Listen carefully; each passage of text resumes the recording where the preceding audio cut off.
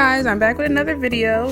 Today we'll be making string Easter eggs. What you'll need is liquid starch. I got it at Walmart for $3. Yarn, a brush, and a bowl.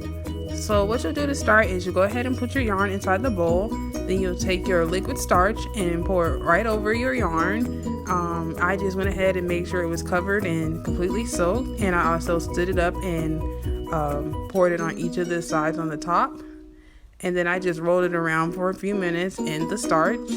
I think I said maybe I used about 1 cup of starch, but you could just eyeball it. You want to make sure it's completely covered in soak so your yarn will be wet and it will be able to get stiffened once you have the balloon covered. Oh yeah, and you need balloons.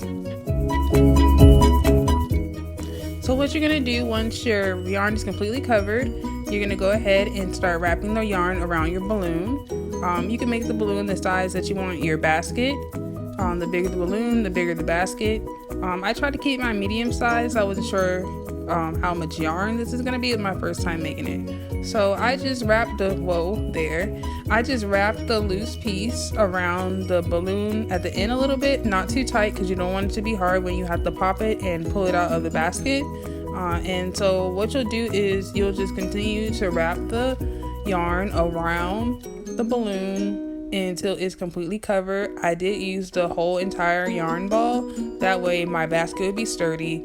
And as you can see, the yarn is wet with the liquid starch, that way it'll stiffen and it will be able to hold your items. So you'll continue to do that until you get to the end of the yarn ball. You want to remember to keep the strings tight around the balloon, that way your basket will be nice and stiff. If the strings get loosened, you just want to go ahead and just try and pull them back on there and make it tight, that way it'll be nice and stiff. Once you have gotten the balloon completely covered and you have no more yarn, what I did was I went ahead and I just poured over my leftover liquid starch over my balloon. Then I let it dry for 24 hours. Once the balloon is dry, we'll go ahead and pop it and we'll move on to the next step.